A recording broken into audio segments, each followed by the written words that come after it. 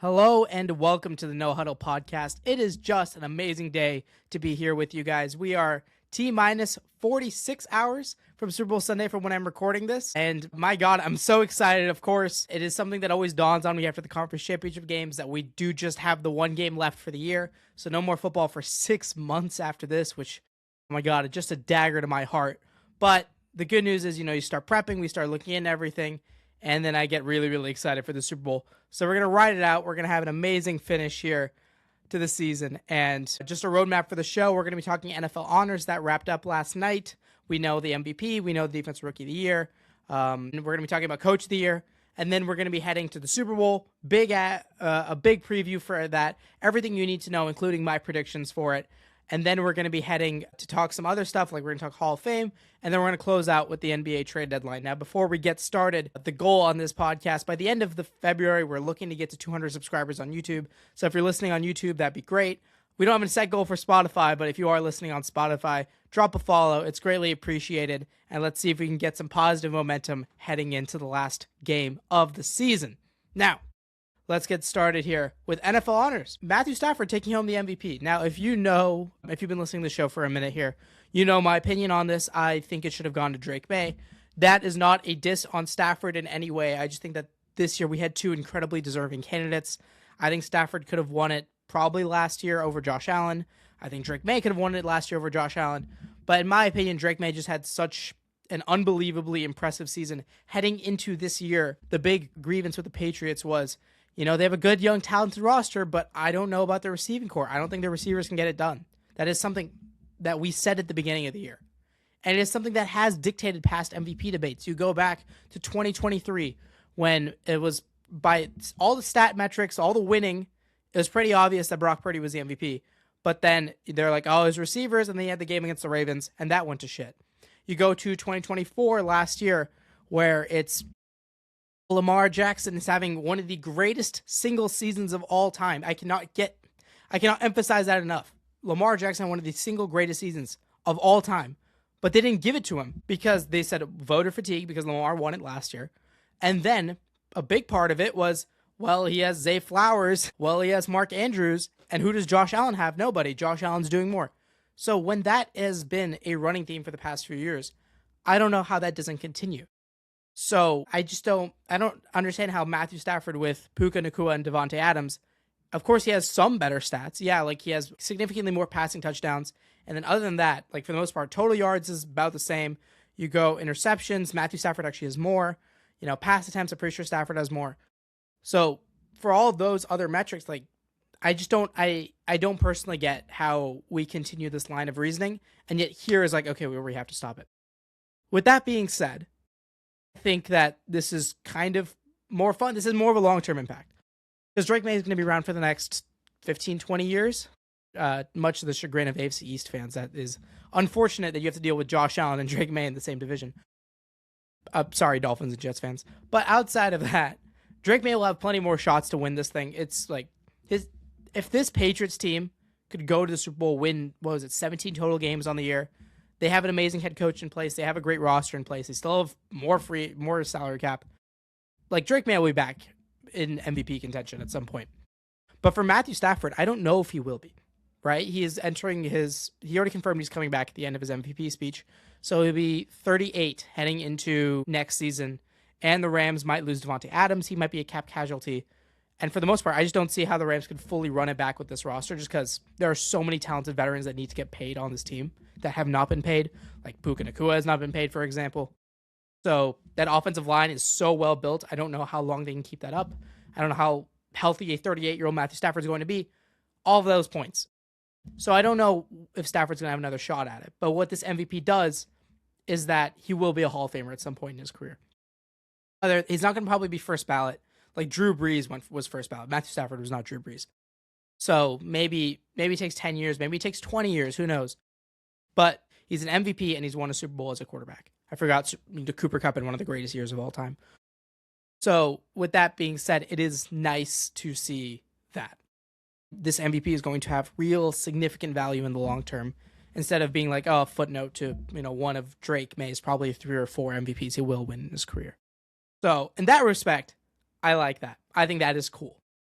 Does that mean I agree with it? Again, of course not. But I can appreciate that part. And I imagine that's why the voters slid it to him, with it being, oh, he just needs one. He deserves one. Whatever. Moving on from that point, from that debate, Josh Allen finished with 2 first place votes, and so did Justin Herbert.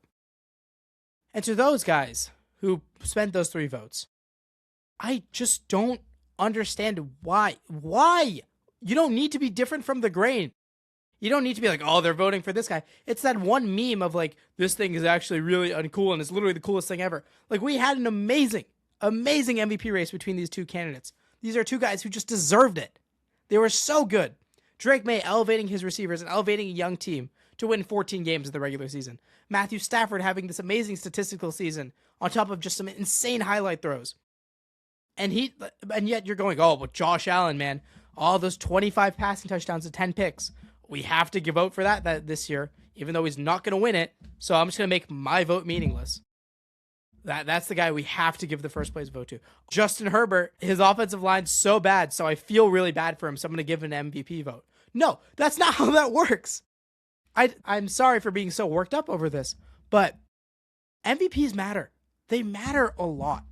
Because someone like me, yes, who watches like 200 games out of the 272, someone like me, I don't know how much I care necessarily when I look back at these guys' careers and see how many MVPs they have.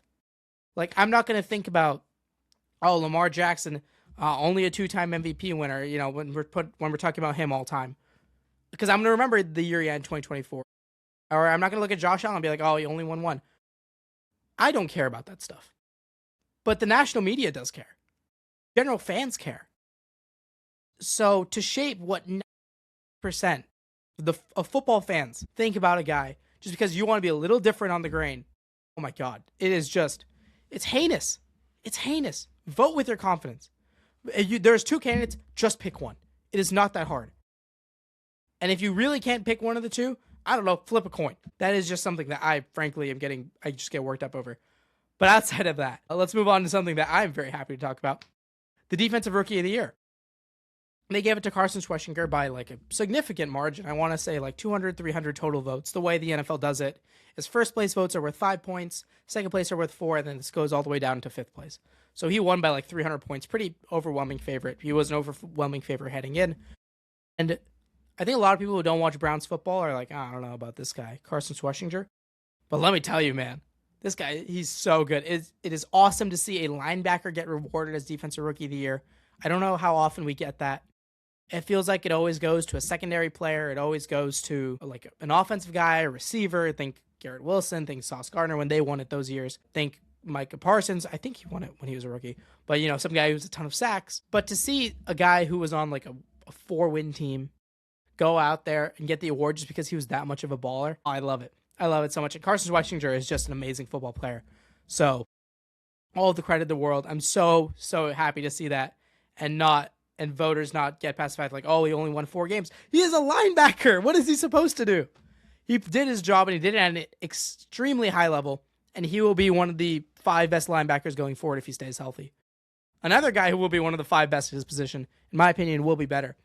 There was some debate over whether Nick Emanwarrior should have got it, who is the safety for Seattle. And as much as I love Nick Emanwarrior, he didn't really turn it up until the second half of the year. Like, maybe you can call me, I don't know, I didn't watch like every single Seahawks game, so I don't know what the exact turning point was for Nick Emanwarrior.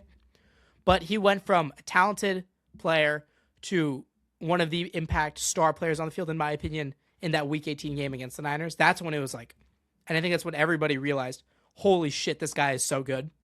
And granted, yeah, I imagine fans, like diehard Seahawks fans, could have seen it earlier. He had some good moments against the Rams on a Thursday night game, even though he did get beat for a touchdown in that one. Like, I think if this was just a second half of the season award, or if you were factoring the postseason, then yeah, Nick Emanwarrior deserves it. And if I had to pick, I think Carson Schwesinger will be one of the best linebackers in the world at some point. But I do think Nick Emanwarrior has the potential to be one of the best players in the world at some point. So in that respect, I get that debate. But if we're just talking about this season, yeah, I think Carson Schwesinger deserves it. And then last thing I want to talk about before we move to the Super Bowl, Coach of the Year.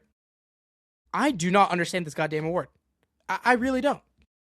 It seemed like for a while we had worst to first. That was the big thing. It was like, your team was shit, and now they're good because you're a first-year head coach. You changed everything. That is the view of the voters.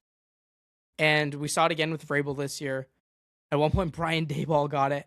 At one point, Kevin Stefanski got it. And Matt Nagy got it.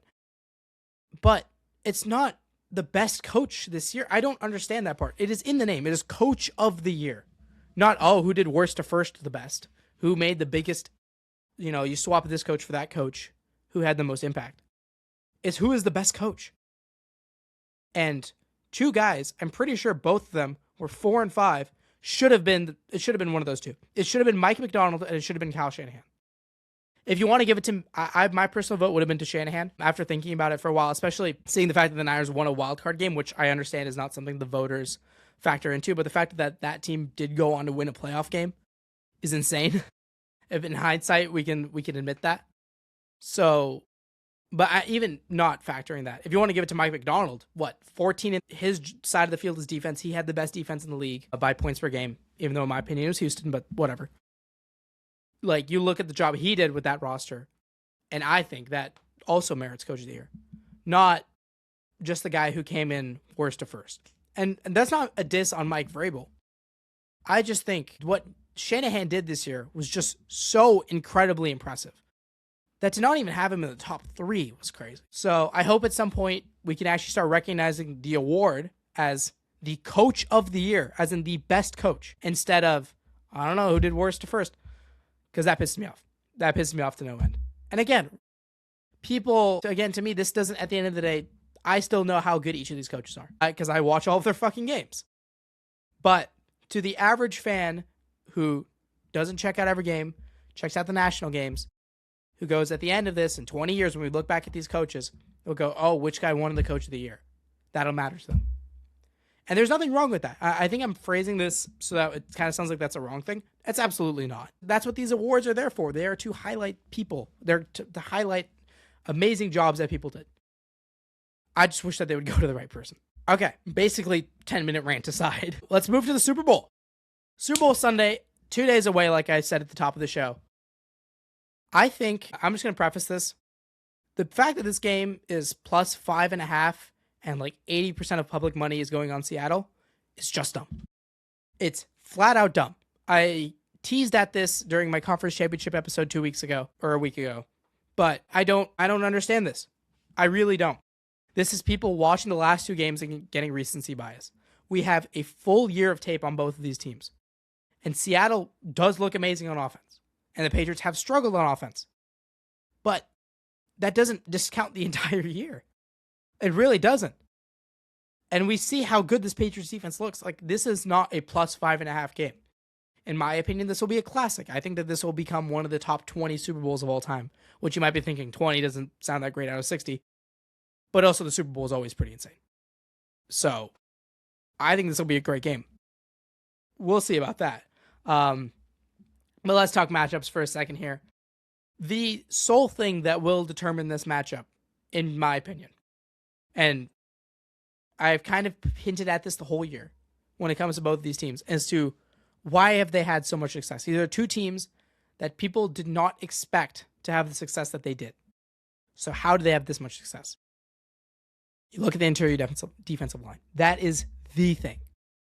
You go to Seattle. They have Leonard Williams, they have Byron Murphy, and they have DeMarcus Lawrence, who plays sometimes on the interior, sometimes as an edge rusher, or whatever. Those combination of guys is just luxury on luxury on luxury.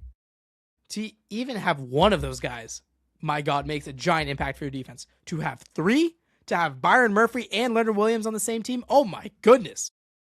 Oh my, that is so absurd. And the best part is you flip it, and it's the same deal. You get Millen Williams and you get Christian Barmore on the same defensive line. Like, are you kidding me? Are you kidding? There is no shocker as to why these two teams are here in hindsight. Again, of course, hindsight's always 20/20, but there is maybe the Rams in the offensive line, the way they were playing this year, could have had a shot. Like, that's kind of it. And that's why the Rams put up 3 great fights against them. Other than that, I don't know which interior offensive line is going to handle those guys great. And we saw not even Denver could do it. And Denver has an amazing offensive line. It is going to be about who can handle the interior defensive line. you watch this game, just pay attention to those guys. You don't even need to watch the ball. That will determine it. This game's going to come down to Mike McDaniel versus Clint Kubiak. Who can deal with those guys the best? Who can get some level of consistency against those guys? Because again, you are dealing with just overkill on the interior defensive line. And neither team can really handle it all that well. The Patriots' interior offensive line is fine. The Patriots' offensive line as a whole is fine. Jared Wilson's solid enough. Garrett Bradbury is solid enough. Like, for most teams, that would work. It's not particularly great. It's not horrible, but it's serviceable. The problem is that you're playing Seattle. And if you flip it, Gray Zabel is going to be a great player in this league, but right now he is young, which means that he does make mistakes here and there, especially earlier on in the year. You look at Sundell, the Seattle center, you look at Anthony Bradford. Sundell in particular is like fine enough. And then Bradford is not that great. But again, against most teams, they'll be fine. But against these guys, that's a giant fucking problem as to how can those three keep up with those two interior defensive linemen. So everything is going to come down to just those two play callers figuring out, okay, what is the game plan here? How do we get some movement? How can we get just a little bit of movement? So kind of on that front, if Seattle struggles in this one to run the ball, which in my opinion they will. We'll talk about that in a sec. But the Patriots here could have some fun stuff here because Clavon Chason is so fast off the edge. Like that guy has got some wheels. The stunts that they could do with Chason and with Milton and with Barmore against the Seahawks offensive line, like Seattle's offensive line has not been able to handle stunts great this year. You go back to the first Rams game, like Byron Young and I want to say Poona Ford were on a stunt that led to a Darnold pick. You go to the second Rams game, that also led to a Darnold turnover in some respect. Like they are not particularly great at handling stunts, and New England could come out with a fair bit of them.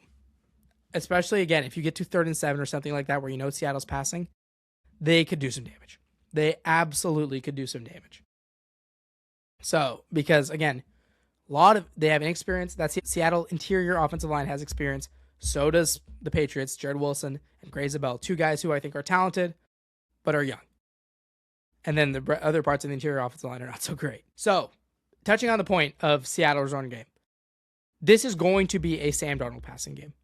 Just no way around it. It absolutely will be. This is Sam Darnold, go earn your contract, which I think you can argue he more than has. But if you're looking in the future, this is 55+ million franchise quarterback type money is this game. Because they need what he did against the Rams. Because I really don't think Seattle's going to be able to move the ball running. This is not going to be a Seattle run the ball. Like I looked at it. I was trying to see how can you run on this Patriots defense when all those guys are healthy, Milton, Barmore, and Gonzalez. And you just can't. There's a reason why the Patriots are undefeated this year with those combination of guys in. It is going to be a difficult ass task. Those guys on the Patriots can tackle. They all can play well and run support. And they're going to blow up the interior. So, honestly, outside of like a Kenneth Walker explosive, I just don't see a way Seattle's going to run. That also, you go back to the Rams game, right? That was the conference championship, first game without Charbonnet, or first full game without Charbonnet. And yeah, Kenneth Walker had some explosive plays. He had some really cool 10-yard runs. But as far as his production, it was not particularly great. It was about 19 carries for, I want to say, like 60 to 70 yards. So they can bottle him up. So again, Sam Darnold is going to have to play a clean game of football. And I don't even need him to make a ton of explosive plays. He just needs to make sure that they get first and 10 needs to be 5 yards. Second and whatever they all need to set up 3rd and short, or obviously convert a first down. That'd be great. No shit. But this is a Seattle team cannot get onto 3rd and long. They just cannot.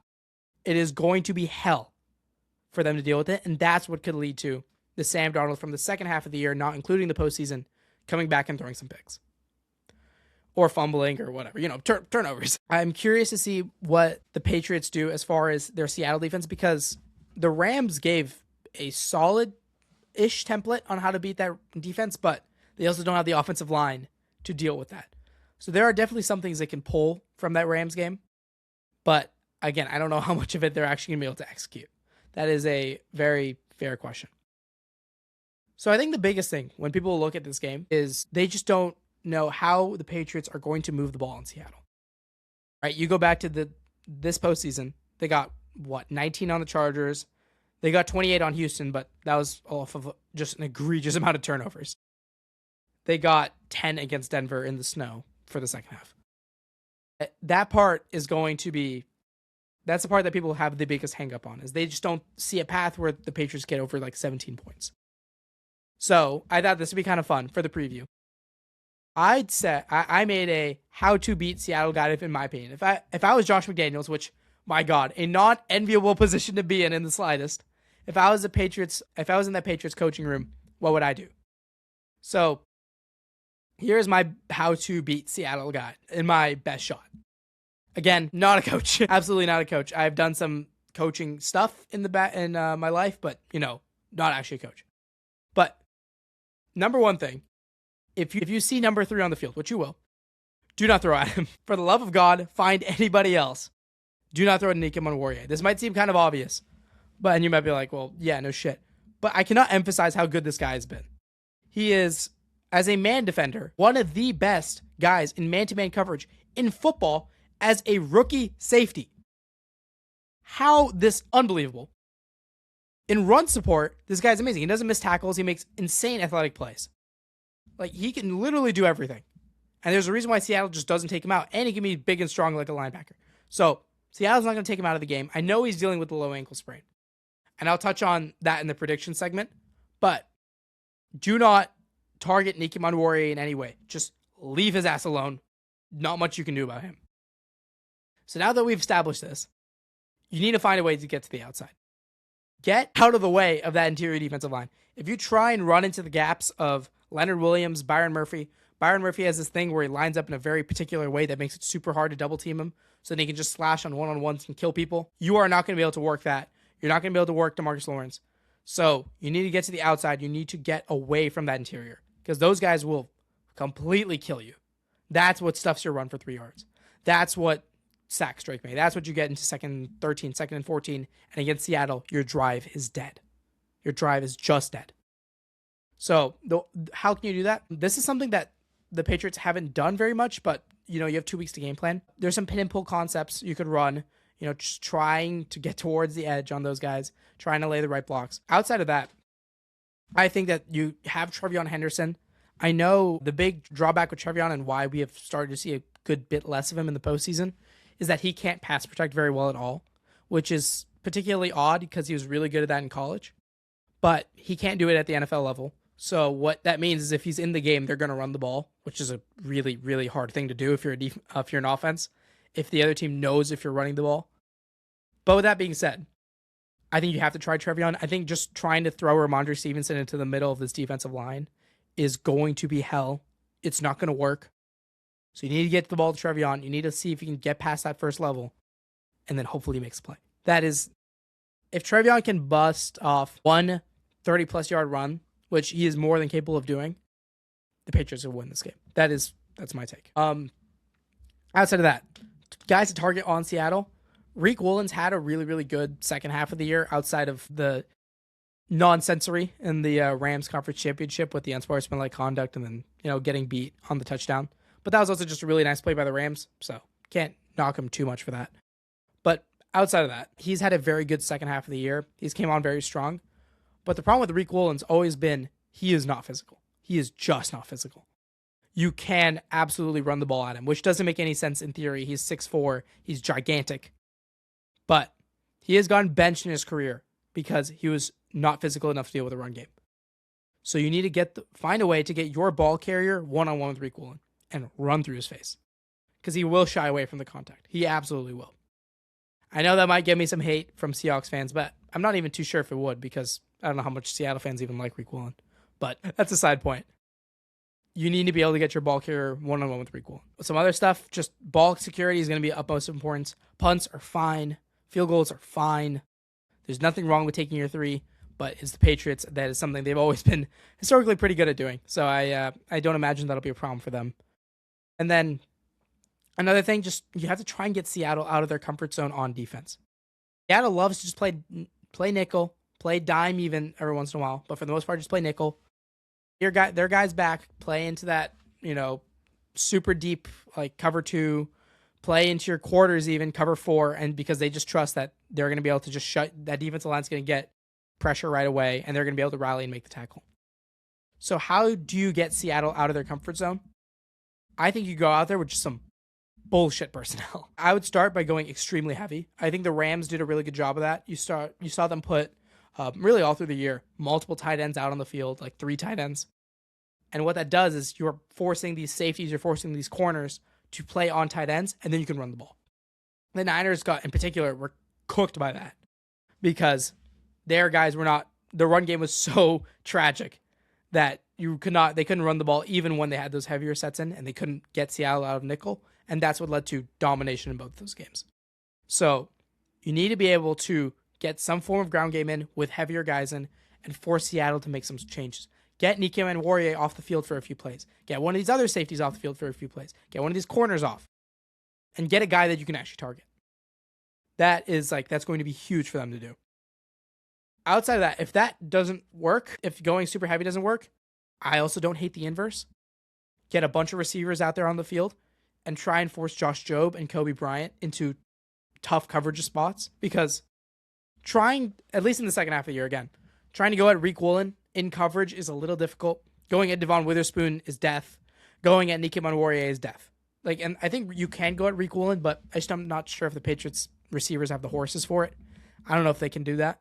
So that might be kind of tough.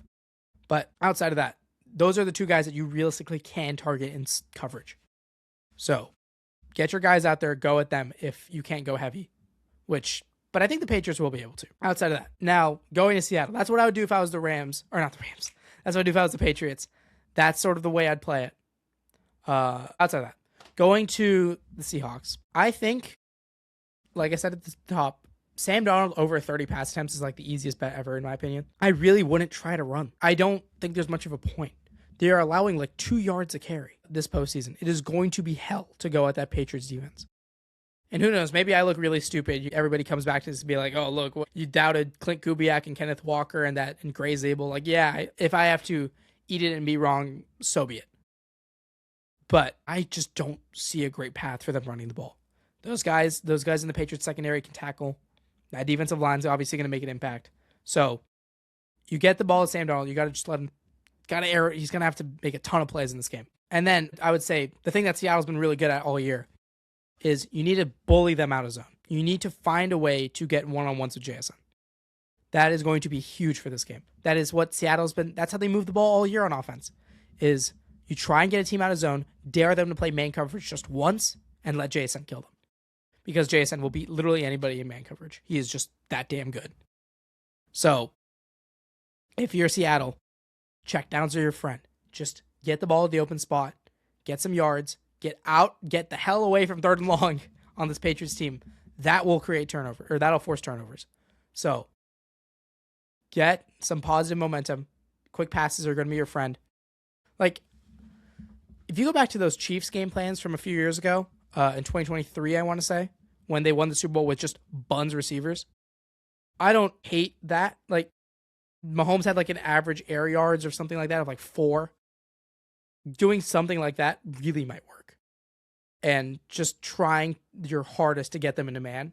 And then once man hits, once you get Rashid Shaheed on outside with man coverage, once you get JSN one-on-one with literally anybody, you're going to have a Super Bowl right there. You're going to have a Super Bowl win right there.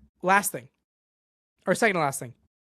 If I'm Seattle, again, I know I said that trying to run is going to be very hard, but I would try to copy what the Rams do and go duo, because the Patriots have those 2 guys in Milton Barmore. Going duo wouldn't be the worst idea. If you don't know, duo is you double team both tackles and you try and like create a gap through there, because you double team the tackles and then one guy on each of those guys tries to climb up and block a linebacker. That can lead to some good plays. And it's been like a Rams staple forever. So I would run some duo, try it at the least. And if it doesn't work, whatever, go back to your heavy passing game plan. Last thing I want to talk about for both sides here. I really want to see Christian Gonzalez on JSN. There has been some talk about Gonzo shadowing JSN. Gonzo versus the Emerald City Route Artist. I think that's what his nickname was now. By the way, we will talk about how bad nicknames are now. That matchup could be so fun. Like, the highest paid corner in the league right now, I want to say Stingley at 30. It's either him or like Sauce. It's one of the two. Actually, no, not Sauce. I'm pretty sure it's Stingley. And if Gonzo goes out there and locks up Jason, which I don't know. Again, I wouldn't bet on any corner to lock up Jason at this point. But Gonzo, in theory, has the physical skills too. He has the coverage skills too. If you shadow him and you take him out of the game, that's how you earn highest paid corner in the league. That'll be the game that cements yourself as into that first tier with Derek Stingley and Patrick Surtain. That would be like truly special. So I hope we get that, just because that is elite on elite. That is about as good at football as you can get. So final prediction. I'm going to go, I think you can tell by the way I've been talking about this, I'm going to go against the grain. I understand how much I have glazed Seattle, let's say that. I understand that. Especially 2 weeks ago, I called them the best team in football on paper. No way around it. I said Sam Darnold, at this point, I don't know if there should be questions about him. I really don't. He's played so clean in that Rams game. He had muddy pockets at times, still found a way to deliver. So I understand. I have said all this. But man, this Patriots team is so good. And they are peaking right now on defense. They look amazing on defense. That film to watch for the Denver game, watching the Texans game, watching the Chargers game. Oh my God. When those guys, Milton, Barmore, and Gonzo are on the field, it's so hard to move the ball. It's just so hard to move the ball. And I trust Drake May, and I trust Josh McDaniels, who is coordinating his 10th Super Bowl. There have been 60. 6 of them have Josh McDaniels at this point. I trust them to find a way to move the ball against the Seahawks defense. I kind of do. Even though in theory it might be hard. But Drake May can put the ball really anywhere on the field. He can pinpoint accuracy. We have watched Drake May make the tightest window throws of any quarterback all season. That's his thing. I trust Drake May to find a way to move the ball against this team. And people have talked about how, this Patriots team, they look at their schedule, they added this, all this. To them, I would say, who are the defenses that Seattle has gone up against this year? The Rams defense this second half of the year was bad. It was just bad. The last month and a half of this Rams defense was not particularly good. I would say they were a bottom 10 unit in the league because their corner and secondary situation was just that bad. That Niners defense was dead in the water. No guys were healthy. That Niners team never had a chance. You go back to week 18, kind of the same deal because they were just playing the Niners again. So it's been a minute since Seattle's played one of these absurdly good defenses. I'd argue Seattle's real rise came up week 16 against the Rams. And again, that's another Rams defense that did not look particularly good. I just don't think they've seen a unit like this Patriots defense. And I think they're going to struggle. I really do. Kenneth Walker is going to get taken out of the game in the run game. And it's going to put a lot of pressure on Darnold. And I don't necessarily doubt Darnold to find a way to rise to it. It's just I trust Drake May a little more. That's my thing. Darnold played the best game of his career against the Rams. I don't think that's being emphasized enough in the media. People are like, oh, Darnold's good. He answered the questions, yada, yada. He's not going to see ghosts. But he generally played one of the best games of any quarterback this season was Sam Darnold against the Rams. And I know that might be glaze. But my God, he was pinpoint accurate. He was playing just amazing football that game. And if he has to do that again on more pass attempts, I don't know if he's going to be able to get it done. Because I think that's just a hard task for anybody. So I think the Patriots force some form of fumble. I think that Darnold holds the ball for a few ticks too long, takes a few sacks, gets a few drives killed, gets stuck in third and long a few times. And this Patriots defense hunts. I think the Pats find a way to stay in zone. I think they do let Gonzo travel with JSN. And they don't let JSN break the game. JSN finishes with 80 yards, finishes with 90 yards. But he doesn't finish with 150 and 2 touchdowns. I think Rashid Shaheed doesn't get one of those big plays that he's had in the last 2 games.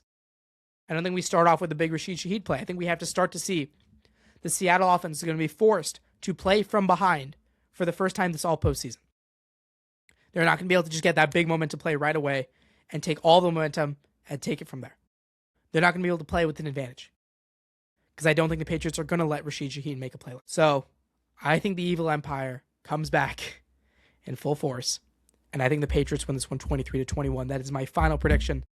How we get to 23-21, I don't know. I don't particularly care. Somewhere around there sounds about right to me. I think it'll be an extremely close game. I think this will be one of the, like I said, 20 greatest Super Bowls of all time, which is high praise. I know it may not sound like it. And I think the Patriots win and close out what has been a truly special and amazing year of football. Okay, so on to other things. We talked the Super Bowl quite a bit here. So staying on the Super Bowl, but not the game. What are we doing with the jerseys? I'm going to be the first one to say it, or not the first one. I'm going to be one of many people to say it. What are we doing? This USA 250 patch genuinely just destroyed the jersey aesthetic. Like, why is it right there? You can't throw it, like, just anywhere. On the side sleeve even. On the torso, anything.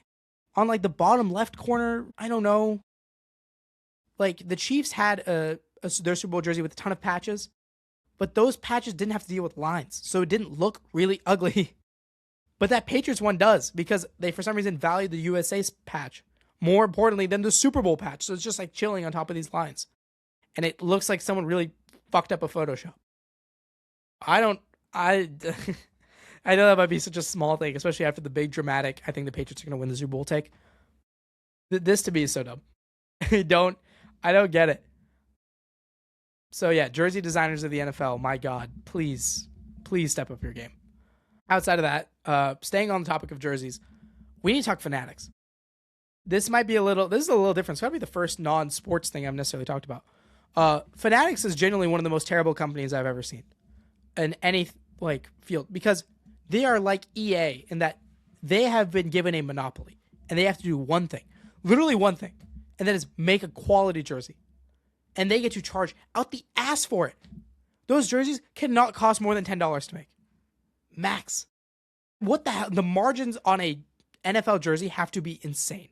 Because they charge $130 for standard. And if you want anybody to stitch it for you, it goes up to $300 at least. So with that being said, if you are going to charge an arm and a leg, can you make a jersey? And then for the love of God, can you have the jersey in stock for the Super Bowl? This has been like 3 straight years where they have fucked up the jersey for the Super Bowl. What are you doing? Fanatics, what are you doing? I'm not even, my team isn't even in the Super Bowl and I'm mad. Because I remember 2 years ago in Super Bowl 58, I wasn't ever going to buy a Super Bowl jersey until after the game.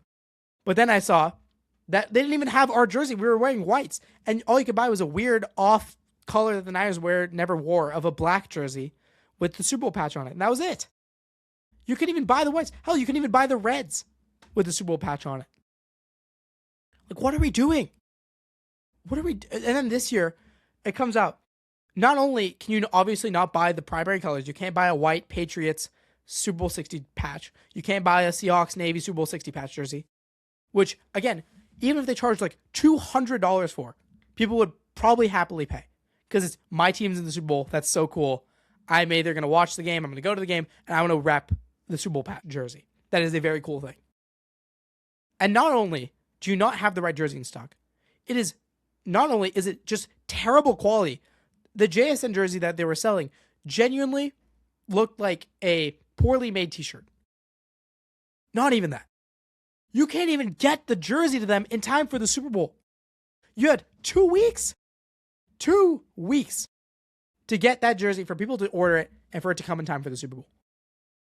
And they can't even do it. And their excuse is, we didn't expect the Patriots and Seahawks to be this good, so we didn't have their jerseys ready. You have one job. The fact that there is not just a ton of JSN jerseys and Drake May jerseys just made. I think if both of those jerseys were available, people would be and were ready to go before the Super Bowl, people would be happy. It is not hard. You will clear whatever stock you have of Drake May and JSN at some point. I don't get it. I just don't. And then football fans have to just keep up with this again and again and again. So I'm going to show you what I did. I'm not buying another jersey from Fanatics ever again. I made this choice last year, and I've been on the hunt for some good jersey replicas. So give me 1 second while I go grab the jersey. This right here is a properly stitched jersey. It has one of my favorite players in the league. I've worn this on a podcast before. It's high quality stitching. It's super soft. It's nicer than any Fanatics jersey I've worn. And I ordered off this Chinese website, and it cost me $20. And it came, it took like a month, but it came. So if you are still out there buying jerseys, and If you are still out there buying jerseys from Fanatics and dropping egregious amounts of money, please do not buy jerseys from them. You're going to get a worse product. It is bad. And I'm not going to say the name of the company I brought it from because I don't want to shill for anybody. So, yeah, that was a tangent that needed to be said because it's something that frustrated the hell out of me 2 years ago. And it is now frustrating a lot of very loyal and fans who should just be happy about their team being in the Super Bowl. And now they have to deal with this bull crap. Sorry about that. But a lot of ranting this episode. One job. Like, I don't understand. You have one job. Just make a good jersey. Just make a jersey. People will pay so much for it. Just make a jersey. Whatever. If you are interested in whatever site this was, I have my email. Or I have an email for the show that you can always reach out to. I'll happily respond and give you the site. Okay, moving on from the jerseys. We're talking a little bit of NBA. Well, we're not going to make I think I just don't watch enough basketball to do a full NBA podcast the same way I can do with football and the NFL. I'd love to talk little segments of it. And this time, we got the NBA trade deadline. Always one of the most fun events in sports, getting the week leading up to the Super Bowl and then the NBA trade deadline. But this is one hell of a trade deadline. Probably highlighted, which is kind of crazy to say because the number one guy highlighted it all through the deadline. All of the talk was about one Giannis Antetokounmpo. There was a time where he was supposed to go to the Warriors. Then it was randomly for the Bulls for 1 hour before everyone realized that was really stupid. And then it was the Timberwolves, and it was the Timberwolves are literally trading players to create cap space. And it's okay, this is happening. And then about a day before the deadline, we get the Warriors traded for Porzingis. So it's okay, they're out. And then we get a report. It's they just didn't think the Bucks were going to accept their offer. And they weren't going to trade into anybody. And it's oh, okay. And then the next day, we get, the Bucks aren't trading him. What are we doing? I understand not necessarily liking the Warriors offer because it is just future picks. And I understand that there is a drawback to that. Granted, those two of those picks will probably be somewhere in the top 5, the top 8. So it's a matter of, do you trust your team to hit those picks? But if you didn't like that offer, I get it. But not taking in Miami's entire roster, I would have thought about that if I was in their spot. And then the Timberwolves offer seemed great. You get Julius Randle, you get Jaden McDaniels, talented young guy, get a boatload of picks. But then, even if you want to hold out on that, I do get it. Because it's pretty clear what the Bucks are doing at this point is that they do not think that they want to make a trade with any of those teams. They're looking at two teams. They're looking at the Spurs and the Rockets, in my opinion. I think they're looking at one of those teams and they're okay, those are two teams that have an expectation to be somewhere in the Final Four, right? And we know that they won't be, right? Because OKC is probably going to take one of those spots. So then one of those teams is going to underperform. And what they're hoping for is for one of them to flame out so badly to where they are willing to give up one of their premium young guys and some capital and go for an all-in push. I think they're looking at the Spurs and they're okay, if the Spurs get bounced first or second round, then all of a sudden, moving on from Dylan Harper and giving up some picks and moving off De'Aaron Fox's contract doesn't sound so bad because Giannis and Wemby, and we're going to go win a championship. And then for the Bucks, it's well, shit, we're building off Dylan Harper, and that's going to be pretty awesome. We have a bunch of picks. Or they're looking at Houston, and they're if Şengün goes into the playoffs and struggles, and now we have KD and we have Amen, and we're trying to go win right now, then all of a sudden giving up Şengün and a few picks doesn't sound so bad for Giannis. And you move the Rockets fully move from a fun young team with Kevin Durant to holy shit, they're all in and they look like the best team in the league. I don't know. I see the vision for the Bucks there. I get that. Granted, that is taking one hell of a risk because I don't know if that Warriors package is going to be available next year. I don't know if the Timberwolves package is going to be available next year. I don't know if the Miami's going to be willing to go all in. But clearly, the Bucks think that they are. That they're still going to be available there in the offseason. Plus, you might get the Spurs, you might get the Timberwolves or the Rockets offer. I will say if either of those teams head into the Giannis sweepstakes, they will get him. They 100% will. Or OKC says fuck it and throws 15 first-round picks at him. That'd be really funny. Well, granted, it would be horrible for the league, and OKC would win maybe 3 more championships, but I don't think they will do that. I really don't. But the second point of the Giannis thing is, my God, Shams. I understand that, taking over for Woj is one hell of a job, But you cannot report 9 different stories about Giannis developing, Giannis going to get traded for him to not get traded. That is not ideal, not particularly great. If that's going to be your big thing, is like, Giannis is going to get moved. That is my scoop. You can't miss that scoop. You really can't. As someone who is in journalism school, my God, that is one hell of a swing and a miss. And you can't really just move off it, because I think for the most part, all credibility towards Shams is kind of gone to shit. Any like developing story he reports, people are just like, I just don't care. I don't believe it. Other than that, Ivica Zubac to the Pacers. I like this move a lot for both teams, really. For the Clippers, it does kind of suck in that, you don't own your own first round pick, and it very much looks like you're heading towards a tank.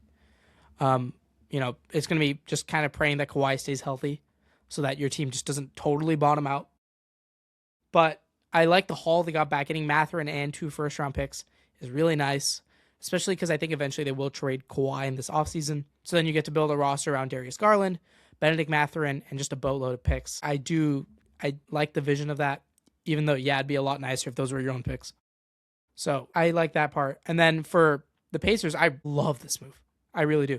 Benedict Mathurin was going to be a restricted free agent, and you were going to have to pay him out the ass. It was going to be really hard. And we already saw this team let Miles Turner walk.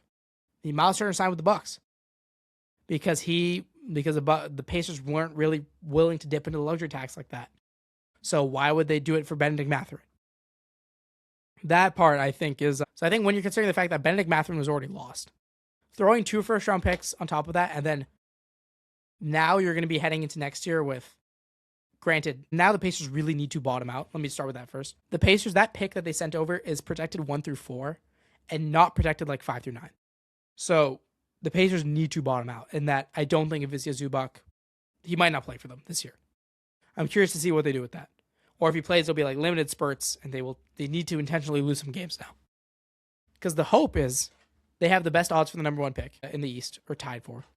So they can add one of these top tier guys, Darren Peterson or somebody else. They'd be very lucky if it was Darren Peterson. That would be insane. You add that, and then you add that with Halliburton, Zubac, Siakam, and you build yourself one really, really good, fun roster for next year.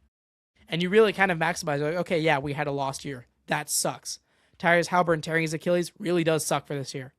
But how can we rebound? How can we make this giant negative into a positive going forward? And that is really cool. That is smart management by the Pacers. Next move. Tingus Pingus goes to the Warriors for Jonathan Kuminga and Buddy Hield, and I think no picks. Really, once we knew they were out on Giannis, because at some point it was like if it was going to happen, it would have happened by now. But yeah, once we knew that Giannis wasn't on the table, I was very vocal about an Anthony Davis trade, but then he got traded, I think, before the Warriors realized that they couldn't get Giannis. Because my whole thing with AD is that at this point, this is a lost season, but you aren't the Pacers in that your superstar player is 26, 27 years old. He's Steph Curry, and he is 37, and he's having one of the best seasons of his career. He is playing out of his mind. So how do you get any chance to get yourself into championship contention now that Butler is out? Butler tearing his ACL fucked everything. Let me tell you, the Warriors are starting to play good basketball. Granted, yeah, they weren't a contender, but then they were a move like this away from going into contention. But Jimmy Butler going down kind of means that you need a Hail Mary. And I would have liked the Anthony Davis Hail Mary more, because if it somehow does work out, then you're giving up very little assets. Like, I think Jimmy Butler and a couple of second-round picks could have gotten done in hindsight, because that's basically what the Wizards did. And then they gave up 2 very, very shitty first-round picks. But outside of that, you give Tingus Pingus is basically another Hail Mary, except it's just not as high upside. Like, I think even if Kristaps Porzingis, for the first time in his career, magically stays healthy, the Warriors still aren't beating, one of these top-end teams. So, in that respect, I don't know about that one. I think they've talked openly about how they want this to be Steph, Draymond, Jimmy, and Tingus Pingus next year. But that's banking on these guys who plus another year. Now you're adding Tingus to stay healthy. That is, I don't want to say impossible, but not likely. Not likely at all. It's about as likely as my Niners staying fully healthy for a year. In that it might happen once every blue moon, but I don't know about that one. So in that respect, that part does suck. Like, it's pretty obvious that this is not going to be a championship contention year, but I think we knew that when Jimmy Butler went down. So you didn't land Giannis, Butler goes down, you end up with Tingus Pingus. What'd you have to give up? Kuminga and Buddy Hield, which Kuminga, for the love of God, need to be off this roster. There was no planet where he could stay on the trade deadline. I don't care what the Warriors were throwing out there. It was such a mess. There's a lot of really great writers for The Athletic that cover the Warriors. And like he was going out there to warm-ups for 60 seconds, kicking the ball around and sitting on the bench. Like there is no planet where he was contributing this year. I know he had a few good games before he got the bone bruise. I don't say there was any world. He was not happy. The Warriors were not happy. My God, Steve Kerr looked so happy post-game, not only because of the win, but because Kuminga was not on his team. And then Buddy Hield, you had to move for roster space. His contract's pretty bloated, and you need the spot for Pat Spencer. Two guys that realistically you didn't want on your roster anyways for Tingus Pingus, that makes it a lot better. That is like, okay, well, we are basically taking a free shot at this. There's no risk. So that part I like. And then plus he's an expiring contract, which gives you some maneuverability in the offseason. So getting free agent cap space doesn't really do anything in the NBA now. Second to last thing, James Harden getting swapped for Darius Garland. Now, I made an instant reaction to this one. I don't usually do the instant reactions anymore, but my whole thing is I just don't know. James Harden, man. The Clippers finally have some positive momentum. They had won like 17 of the last 21 games. Kawhi was healthy. They were playing well. They were looking really good. But then James goes, sorry, guys. I want out of here. Oh, that sucks, huh? Like, are we doing again? Again? Okay, I'm going to recap this. Houston. He is with Mike D'Antoni. And his whole thing is he basically gets to do whatever the hell he wants to. James Harden will always do what James does. He wants to stay. He doesn't sometimes go back with the team because he's going to go party with strippers in a different city. And you know what? They let him do it because he is 38 points per game. He's one hell of a bucket. He can do whatever the hell he wants to. James Harden can go do whatever he wants. He is our team. He's our future, yada, yada. They pair him with Dwight Howard. That doesn't work. They pair him with Chris Paul, but then Chris Paul injures his hamstring. That one's unlucky. What are you going to do? But then James wants out. And he makes it a stink, a giant stink. He's like, get me out of here. So they trade him to Brooklyn. Brooklyn gives up an egregious amount of assets. The amount of assets to where you can see why Brooklyn's still rebuilding. Just send him off to Brooklyn. And then James, they look really good for the 20 games they all play together. But then Kyrie goes down. James goes down for a bit. But then James comes back for the last few games against the Bucks. He puts up just gigantic stinkers. Season's over. Let's run it back next year. And then midway through the year, James shows up again, overweight. He's like, guys, I don't want to be here. Guys, I don't know about this one. James is there. And yeah, what do you know? He's like, I'm going to go be with my buddy Daryl Morey. I'm going to be with Daryl Morey in Philadelphia. So they trade over Ben Simmons. They trade over draft picks. And what do you know? James Harden's in Philly. And then James Harden for 2 years proceeds to have two of the biggest freaking choke jobs ever. You go back to that Boston Celtics series, he choked. He choked so hard. And at this point, I accepted James Harden was a lost cause. But whatever. He ends up with the Clippers. And you know what? He's starting to look really good again. He's playmaking really, really well. That's something he's gotten even better at towards the end of his career. He's starting to look really good. And what do you know? Guys. Oh, God. I don't know about this one. I don't know. I'm not sure. It sucks, huh? We won 17 of our last 21, but they're not going to pay me a contract. I'm out. And you know what? Even though, I choked for you guys last year, and then you gave me a contract, you gave me a max extension, I fell apart against the Nuggets. It was James who, you go back, James Harden played like dog shit that game 7. He was so bad. They still gave him a contract extension. They still rewarded him. They're like, hey, James, you're a foundational part of this team. They don't want to give him another one? Guys, no. I just don't feel right. Oh my God. Yeah, and we're here. And he gets swapped for Darius Garland, who is an extremely talented player, but can't really stay healthy and has had a few down years. Or it's had a down year because of all the injuries. And yeah, that's where we are. And you know what? And when this Cavs team bottoms out, because James Harden has another bad Game 6 or Game 7, and they lose to a team they probably shouldn't when you look at how much talent they have on that roster. The coach is going to get fired. Kenny Atkinson's going to get fired at some point. And next year, what do you think is going to happen? Guys, that's so unfortunate. It's just I think it's my time to go. Why are you doing that, man, if you're the Cavs? Just why? I would rather keep Darius Garland and maybe pray to God he stays healthy. It's better than James Harden. Better than James. It's always going to be better than James Harden. Last move. I know there's not much basketball from me there, but in theory, he's a great playmaker. I don't love the defensive fit with him and Donovan Mitchell, but that is so much potential scoring output to where that could be really cool. Yeah, but I don't think it's going to matter. Last move. Jaren Jackson Jr. to the Jazz. This one came out of freaking nowhere. Just out of nowhere entirely. We got the news. I was like, who? You got Aaron traded to who? But honestly, the more I think about it, I kind of do like it. I like it for both sides. The Jazz are never going to convince a guy to come to them in free agency. Never. It's Utah. They're just never going to do it. And if they're never going to probably trade, no superstar is going to be like, I want out and I want to go to Utah. So, not a bad idea. Go lock up Jaren Jackson Jr. Go get him.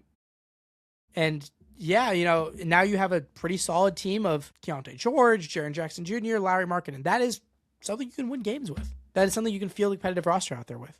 And the Jazz kind of know, their tank this year, their perpetual tank, kind of got fucked up because Keontae George is really, really good at basketball. And it's something that I don't even know if they anticipated. Or they didn't expect him to be this good this early. So, yeah, why not? Go win some games. Go win some games. Why not? And shut off some of these young guys who on the back end. Yeah, that part for the Jazz I really do like. And then for the Grizzlies, I think this is them nuking it a year too late. But if you're going to nuke it, not a bad package to get. And I know no team was interested in John Morant, which sucks for him. Goddamn. It's kind of sad at this point because he's just not that great of a player. Injuries have bogged him down. He just doesn't look the same. Attitude isn't the same, whatever. But yeah, if you're going to nuke it, not a bad haul to get. Bunch of young guys you can play, see if any of them are going to be solid enough for you this year. And then a good bit of Utah picks, which, could be anything. They always could be particularly good. You never know. So I like that. I like it a lot for both sides. Last two things. We're going to go back to football here. Hall of Fame is really weird. Bill Belichick not getting in was so stupid. It was so stupid. I get that you don't want, you're like, we have to honor these guys. Like a Niners legend made it, Roger Craig. I think that's really cool. And this might have been his last shot to make it, and they put him in. That's awesome. But if two of the spots are going to go to the first ballot, guys. And then from there, it's not putting in Bill.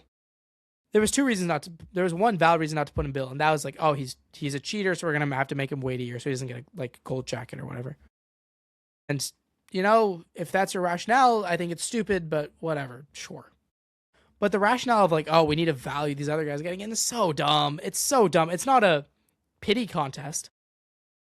Are you a legend? And Bill Belichick absolutely was that. Abso-freaking-lutely was a legend. And he deserves to be in their first ballot. And he'll get in there next year. Same with Robert Kraft. I think they'll get them both in together. And same with Tom. I think they're going to do a big Patriots Hall of Fame class next year. That's the way it looks right now. But that's not a good reason to do it. I think the counter to this, the way I'd fix it, and I don't know if people might not like it, because it's like, oh, you're making the Hall of Fame too easy to get into. I think that a guy, if everyone votes and it's unanimous, that guy shouldn't count to the 5 they pick. Like, when Tom Brady is up next year, he's going to get 50 first ballot votes, or votes to get in. So I think the easiest way to do that is just don't have Tom count for one of the 5. And you really give this exemption to only truly special players and coaches. Whenever Patrick Mahomes retires, you give him the 50. Bill Belichick, in this case, he retires, you give him the 50. Whenever Andy Reid retires, you give him the 50. And I don't know, outside of that, there's not too many guys you'd have to ever do that with. Randy Moss, Jerry Rice, those kind of guys, yeah. Whenever Myles Garrett retires, in my opinion, he'll get, I think he deserves that kind of treatment. This is really early, but Will Anderson looks so good to where I think you could be that kind of guy. So I think that's kind of the easiest win-win scenario where everybody's happy. You still get your first ballot guys, and you could still factor in these old guys who do deserve to get in. I think it's the win for everyone. Last thing. I know we have been here for over an hour. I want to thank you so much if you've still been listening.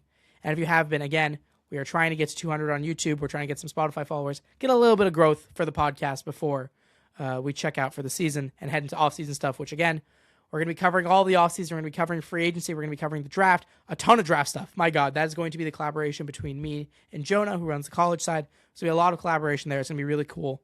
We're going to be doing, I I don't want to spoil too much. We're going to be doing some stuff with individual teams. We're going to get some edited videos. It's going to be really fun. But no, move into the last thing here. Sorry, we had to chill a little bit. The Eagles and the Browns both lost truly great assistant coaches. And assistant coaches is something that has been starting to get a lot more love as of lately. Of course, we started getting assistant coach of the year, which is super cool. Glad they did it. That's a great move. We got protector of the year, Joe Thuney. I think he is a valid deserver. I think all of those guys on the ballot were. But anyways, that's starting to be recognized. I think teams starting to look at coordinators and be like, holy shit, that matters a lot. Like, I've never seen this many fan bases stressed out about coordinator searches as I have this year. But assistant coach, my God, losing Jim Schwartz for the Browns. He literally resigned. He just says, fuck you. You guys said that you weren't going to pick. His whole thing was, if you're going to get a guy who, if you're going to get like a proven talent, if you're getting a John Harbaugh, if you're getting a Mike Tomlin, if you're getting one of those guys, I understand. But don't pick some don't pick some upstart head coach over me, because I deserve a shot. I've been so good. I've been that guy. And he has been. He has the defensive player of the year and the defensive rookie of the year on his defense. His defense was one of the best defenses in football, again, despite them winning 5 games. And what do you know? The Browns being a not particularly great organization, do like the one move that would piss him off the most and bring in Todd Monken.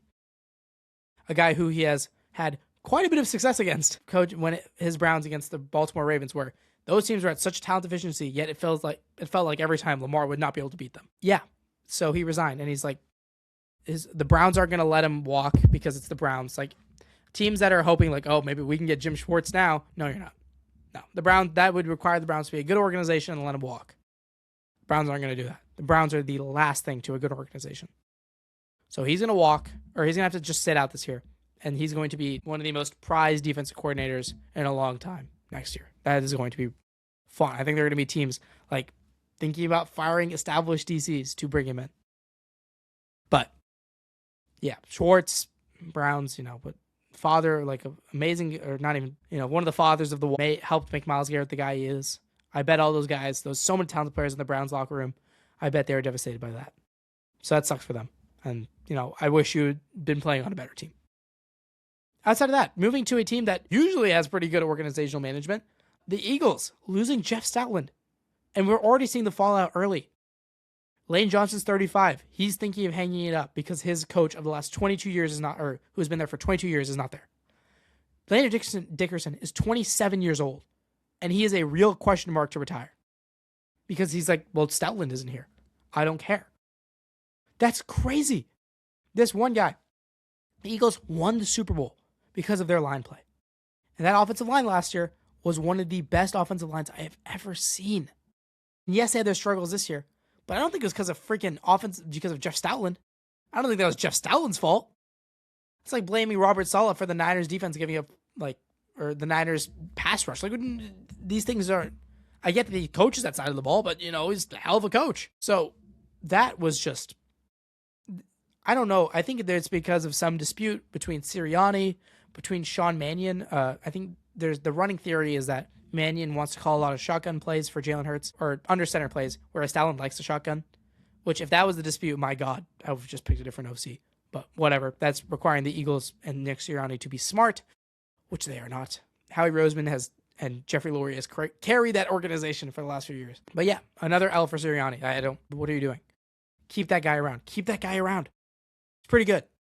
And I'm curious to see, of course, the Eagles are not a terribly run organization. So I think they're just going to let him walk, and maybe he'll go coach for someone else this year.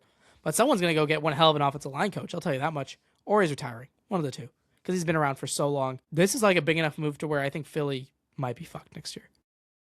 We'll talk about that extensively in the offseason once they make their draft moves and stuff, but that could be heinously bad. If they lose two of the best players at their positions in the offensive line, and they're losing Stoutland, we could see a genuinely bad Philadelphia team. All right, I want to thank you guys all so much for sticking with me through. We are approaching the 1 hour and 11 minute mark on the recording. Of course, the editing might be a little different. It's sad to see this. This is the last show before there is no more football left to watch for 6 months. As I talked about before, we're going to have a ton of offseason stuff, so look forward to that. Enjoy this. Go enjoy the Super Bowl. I'll be watching it with a ton of other people. I think we're doing wings. It's going to be super fun. So I want to thank you all for listening. Thank you so much for listening. And if you have stuck around and you can see this thing in the background, so that's the book I bought. Michael Silver's The Wise Everything. It's going to be my off-season read. I'm not a big fan of reading books usually. I just kind of have a hard time focusing. But I'm going to try my hardest, and because I really, really do want to read this. That's where the Raheem Morris story came from last time, if you guys remember that from the podcast. So, yeah, I'm going to be reading this over the offseason, and it'll be a staple of this background going forward. Just thought we should touch on that. And yeah, with all that being said, I hope you all have a phenomenal day. Go enjoy the Super Bowl. Let's go watch some amazing football.